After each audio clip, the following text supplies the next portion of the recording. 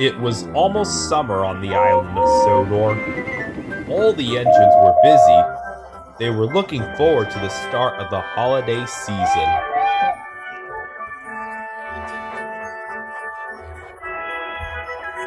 One morning, Sir Topham Hatt came to the sheds.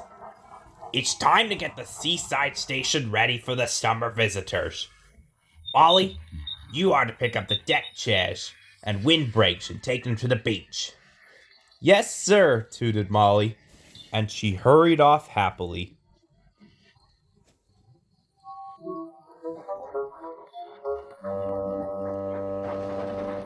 You're looking very cheerful, Molly, oiled Diesel. Molly told Diesel all about her exciting job.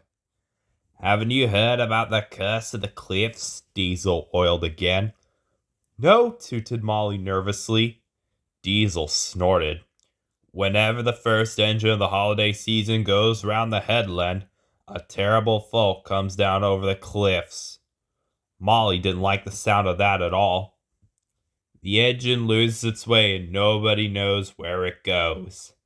Diesel rolled away, leaving Molly very unhappy indeed. She wishes she didn't have to go to the beach after all. Molly dragged her wheels slowly along the track. She was very worried. Finally, Molly reached the supply shed. Workers had loaded her trucks with windbreaks and deck chairs. Molly puffed slowly on her way. She was thinking about the curse of the cliffs. Suddenly, she saw Harold the helicopter. Harold had bad news. Thick fog rolling in on the headland, Harold shouted. Puff carefully, Molly. And Harold whirred away over the treetops. Molly was now very scared. What Diesel said about the curse of the cliffs must be true, tooted Molly. I shall get lost in the fog and never be seen again. Molly puffed fearfully towards the cliffs. Molly was approaching the tunnel when she saw Ben. Ben looked unhappy.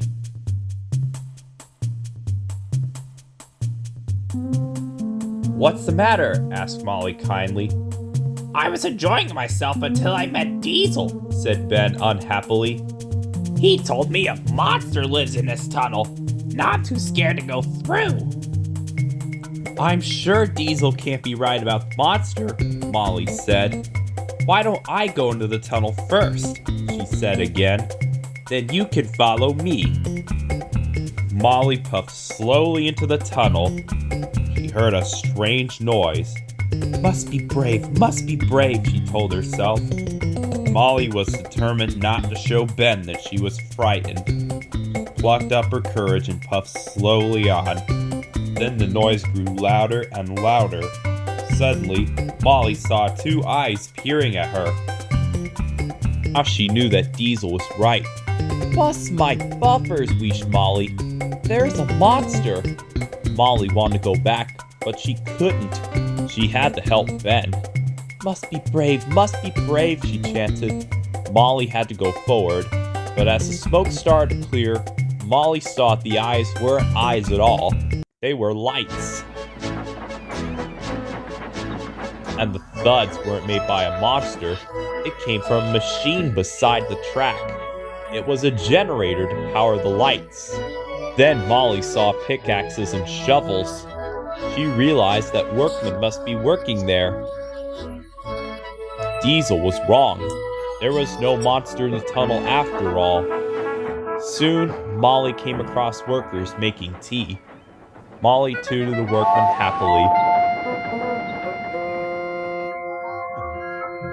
Ben was also very relieved. You're a very brave engine, said Ben.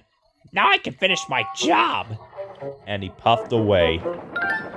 Molly was happy to help Ben. Then she remembered that she still had to get to the beach. And she remembered Diesel's warning about the curse of the cliffs. Molly felt very nervous as she puffed towards the headland. so nervous that she stopped. I can't go any further, Molly tooted. She began to reverse away from the cliffs. Then she had an idea. If Diesel was wrong about the monster in the tunnel, maybe he'll be wrong about the curse of the cliffs. She puffed. She started to go forward again.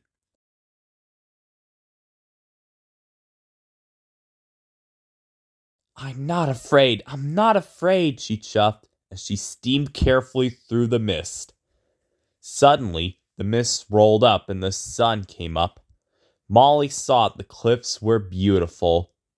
Diesel just wanted to frighten me, Molly whistled. Soon the seaside station was up ahead.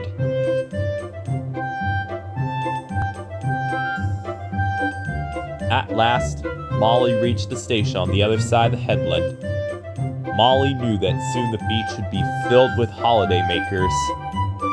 I should not have believed what Diesel said about the curse of the cliffs, wished Molly. In the future, Molly had decided to believe in herself.